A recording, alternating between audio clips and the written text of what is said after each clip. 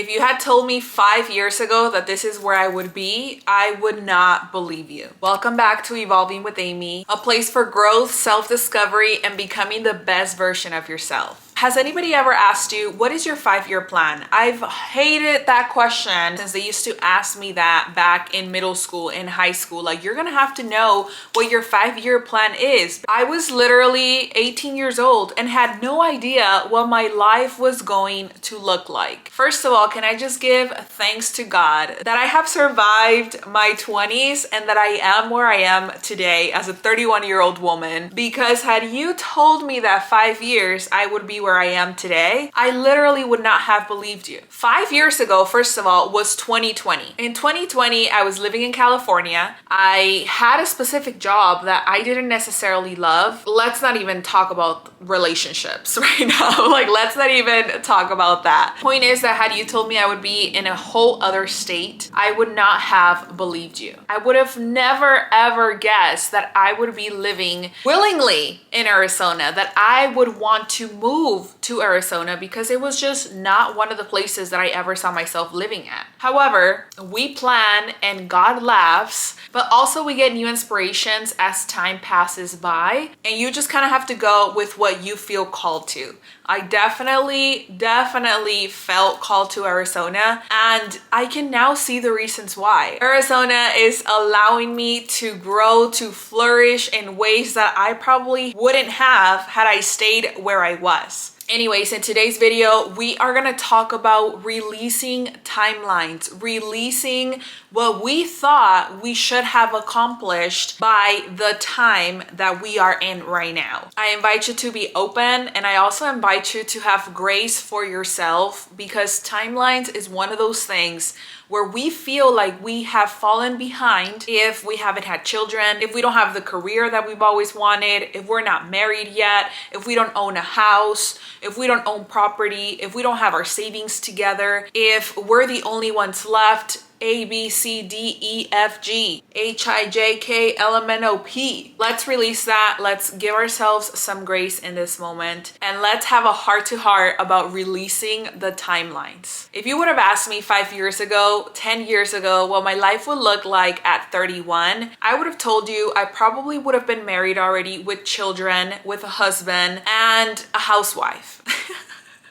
Let's not forget that, okay? Like, let's not forget that. If you would have asked me, that's what I would have said. And I'll tell you why. That is my biggest dream. My dream as a woman, and my purpose, what I feel called to, is to be a mother, to be a wife, and to take care of my family, to take care of my household. That's what I feel like my purpose is overall in life. However, what I have learned so far, and the way that I've been fulfilling my purpose, is to inspire other people just like you on the other side. As far as career, relationship, finances, I really would have thought I had it all figured out. I mean, don't we all think in our 20s that by 30s our life is figured out? And also, depending on what culture you grew up in and where you grew up in, by 31, most of our parents already were married, already had children, already had their life together. But you know what I found out recently?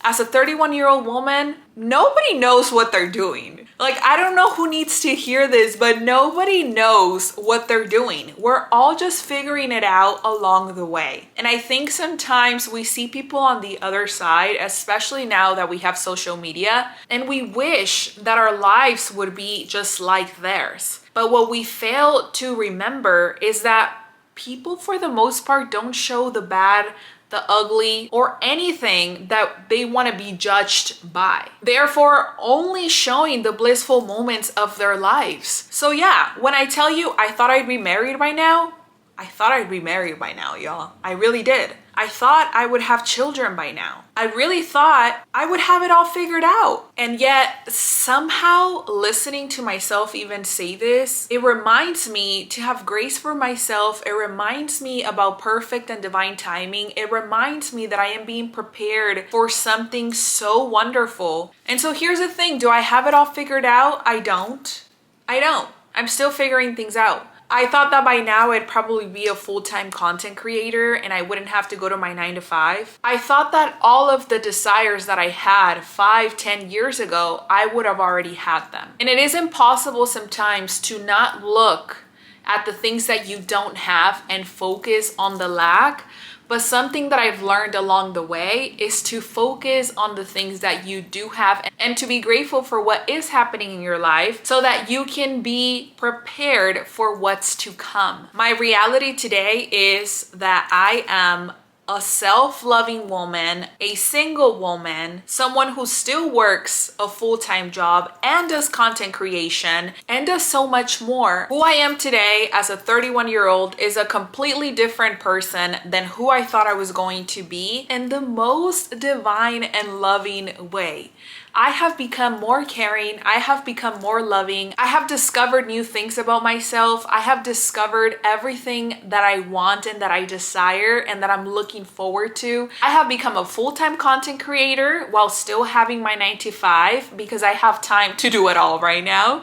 I have become someone who has not been afraid to trust God and really push her own limits. I have become her, and I have worked so hard to emotionally be well, to financially be well, to physically be well, and pour all of the energy that I have on myself since this is the season that I'm currently in. I mean, can we talk about how I moved from California to Arizona 7 months ago? Just that alone is a completely different thing that I'm experiencing in this moment. It's been so fulfilling for me. It's been amazing to be in a new place where I can discover new things, where I can create new friendships, and really just start fresh in every single way. Arizona alone has given me so many new opportunities in friendships, in content creation, in connections, in family, and in new food. Can we not forget that, okay? Because I still remember how so many people said Arizona didn't have good food, and I don't think they've been here enough or looked or experienced the food out here because it is amazing. And that's the physical aspect. But can we also talk about the emotional wellness and the emotional journey that I have taken myself to heal and to let go of places, people, and things, and really just start fresh. It's allowed me to try new things, like traveling to new places, and not just new places, but solo trips that I've taken, while also getting into sourdough. I started my sourdough journey, which I felt like maybe I wouldn't have started had I still been where I was, because sometimes we need to change our environment in order for us to flourish and to grow. We need to let go of the old to be able to let the new fully come in. And let's be honest, if we're talking about timing, in the times of our parents, in the times of society,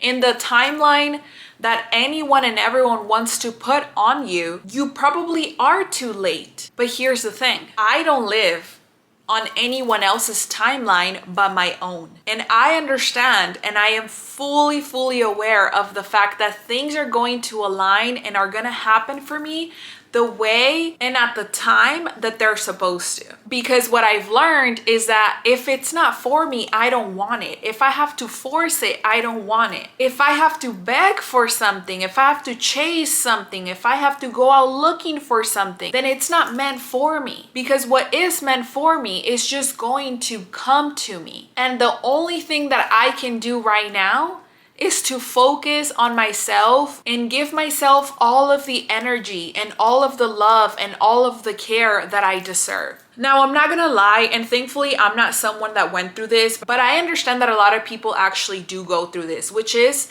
their parents' pressure, their family's pressure, their family making fun of them or even pressuring them into doing something or going into relationships and marrying people simply because, hey, like, hello, it's already time for you to give us grandkids. It's already time for you to figure it out. If not, you're never gonna get married. If not, you're never gonna have it together. If not, you're never gonna figure it out. I understand where that's coming from. And unfortunately, from our parents or even generations before, or even sometimes our own generations, that pressure is coming from a lack mindset. That pressure is coming from All of the good fish are gone. All of the good men and women don't exist or are already taken. Or everyone is so selfish, or everyone just wants. When you get into an abundance mentality and when you understand that things happen in the timing that they're supposed to happen for you, and that even if you were to run away from the thing that is meant for you, it would still be there for you no matter what, you'll understand and you'll learn to live your life in peace and continue to walk so graciously without caring what anyone else thinks or is telling you, regardless of what pressure they're trying to instill into you. Why? Because that pressure also comes from fear. The fear of being alone, the fear of not finding someone, the fear of not being enough for another person. And that normally comes because of things that have happened to us, and because there's healing that needs to happen, and there's feelings that we need to process. It is in these times that the best thing that you can do is trust in God's timing. Really embracing the divine time, really embracing and knowing that things are going to work out the way that they're supposed to, and you don't want any breadcrumbs from anyone, and you're not looking to settle for anything because I would rather have this than have nothing. No, because an abundant person knows that being who they are, with flaws and all, is worth loving, and is worth looking for, and is worth being in a relationship with, and it's worth figuring it out, and it's worth the career, and it's worth the financial literacy, and it's worth the wealth, and it's worth the health, and it's worth everything. So instead of looking at what you don't have right now or where you're not at right now, celebrate how much you have grown. Honestly, when I look back and I'm like, ooh, the Amy before, the Amy before would have answered, would have been reactive, would have engaged in conversation that she wasn't supposed to, would have probably given people a chance that she shouldn't have, and would have also not been so financially smart and been spending her money on anything and everything without looking ahead, therefore self-abandoning every time that she did any of those things. Remember that it's not ever gonna look perfect, but when we look back and we're really able to see how much we've grown and where we are right now, even if it doesn't look like what you thought it would look like, that is worth praising yourself for. That is worth giving thanks for. That is worth everything. We hear this often, but process isn't linear. It doesn't always look this way. It just doesn't. There are going to be so many ups and downs along the way. And when we're at the top of the mountain, we're like, woo, this is amazing. And then we fall sometimes, or something happens and knocks us on the face, literally. And we're like, whoa, where did that come from? And by this time, we've built enough resilience to know that we can get out of that and we can start working to continue to be better. And that the contrast sometimes, or the things that happen, are happening to be able to get us to evolve and become better individuals for our future lives and for the people that are going to be around us. Because nothing is just for you. Because everything that happens to you, it actually happens for you. Even when it feels like something is being taken away. Even when it feels like it hurts so bad. And speaking of hurting, acknowledging the grief, acknowledging your emotions, acknowledging your feelings is the best thing that you can do for yourself. You are allowed to grieve who you thought you would be right now.